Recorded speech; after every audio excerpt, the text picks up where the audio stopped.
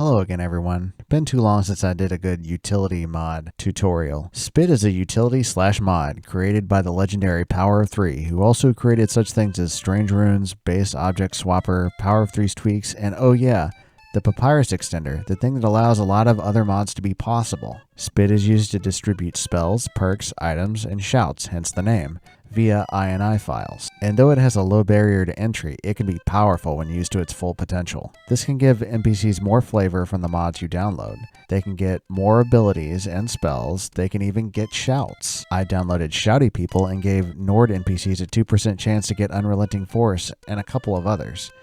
Basic use. So how do we use this? First, we need to create a distribution file. This is any file with _distr.ini at the end. You can put this anywhere in your Skyrim data folder, or you can package it with an ESP as part of a mod. The main reason you'd want to do this is if you want to make an outfit. This is if you want to distribute a whole suit of armor to a person, not just a single item. I'll explain that process later in the video. I'll also explain the syntax of distribution, which is also typed out in the description for ease of use. First, the overhead view. Then I'll go through each part. Here's the format. Here is a filled out example of a distribution line. This is a shout. We have the form ID and the origin of the shout, the base game. All NPCs are the first filter. Further filters are only Nords. Traits are all. It's a shout, so there's not a numerical value. You can't have 2 copies of Fusroda. And I gave it a 2% chance. A Nord who can shout is rare, but not unheard of. Okay, step by step.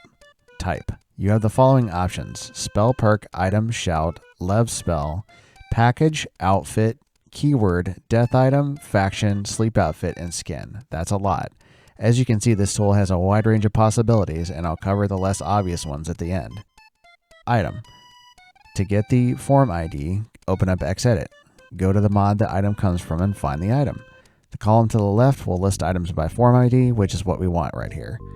Copy that form ID to the SPID distribution file. For ESP and ESM plugins, delete the first 2 digits, so the result will contain only 6 digits. For ESL plugins, delete the first 5 digits, so it will only contain 3. Type a tilde and then type the exact plugin name .esp. If the result contains any leading zeros, remove all of them. And if it's the base game, you can leave that off. Prefix what's left with 0x. This is because the first 2 letters are the place of the mod in your specific load order. If you change your load order or share your distribution file with others, the system will figure this part out on its own. Filters. Now that you've identified your item for SPID, the next few sections of the distribution file are filters. Any section that doesn't apply from here on, you can type none.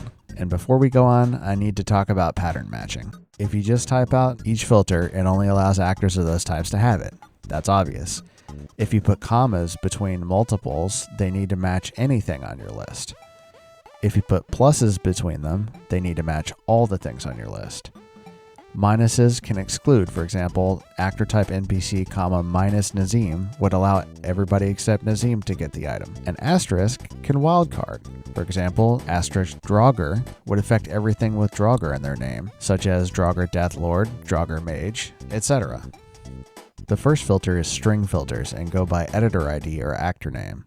Who do you want to give your item to? You can specify a range as wide as every NPC in the game with actor type NPC or a specific character by name.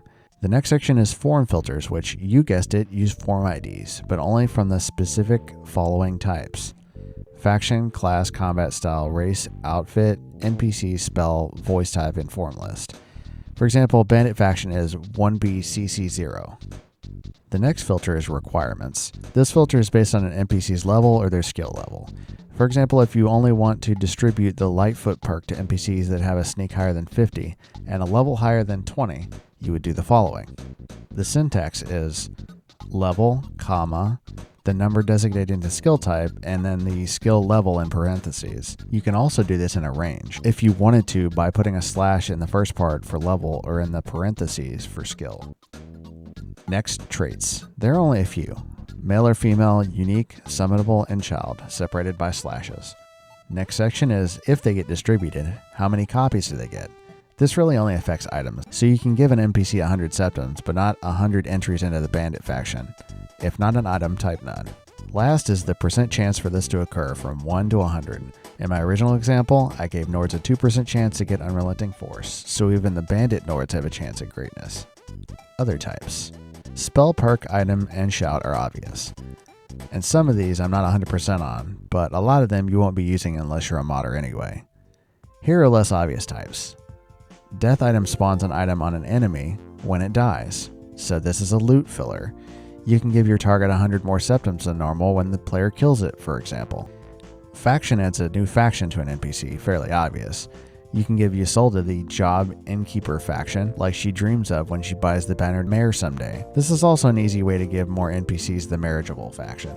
Sleep Outfit adds an outfit only when the NPC sleeps. Lev Spell adds leveled spells, which you won't really get much use out of unless you're a modder. I don't really even know what it means.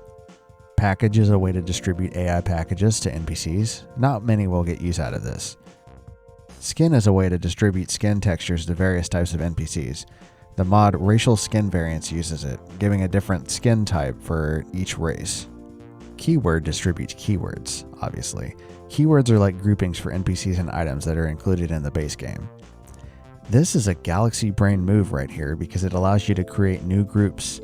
Say instead of doing actor type NPC and using the bandit faction, you wanted to add a specific type of dagger to anybody who seemed thuggish enough to be a bandit, not just those in that faction. You can create a new type bandit keyword. Using a wildcard, here's how. Oh, and you read that right. Keyword distribution is way easier than other things. Endless possibilities. Lastly, outfit. I picked this last for a reason because it's our next section. Making outfits. You can skip this section if you don't care about outfits. I have a script that creates the plugin for you, so you won't need to mess around with Creation Kit. Just open up Exit and find pieces of armor you want to add to the set. Hold Control and click all of them. Apply script. Add them to a new ESL or ESP, or the original mod if you're feeling froggy.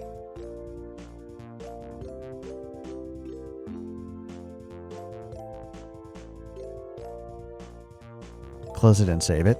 Easy. Lastly, I want to point out several mods that will enhance your experience with SPID. One is Keyword Item Distributor, also by Power of 3. The use of this is even more esoteric than SPID, and I'm not going to go over it here. Just download it if a mod has it as a requirement. Another one. Remember how I'm so enamored with keywords? Well, somebody already went and made a whole mess of new keywords to make your life easier. Check out SPID INI Reworked. Next is SPID Distribution Helper. This is a framework that helps you divide all members of a group into smaller groups and helps you distribute to each group without overlaps. Say you wanted all bandits to have a 10% chance of getting several different outfits. There's a non-zero chance you're going to have several bandits who get none of the items and one bandit in the group who gets all the items. This mod alleviates that. And lastly, be sure to see if the mod you want distributed already has a SPID mod available. It can save you a lot of work, and you can go into the distribution file and tweak things to your liking. Oh, and if you compact a mod, an associated SPID file will most likely no longer work completely properly, as you've changed the form IDs. Use this guide to add a little bit of spice to your Skyrim experience. As always, happy modding.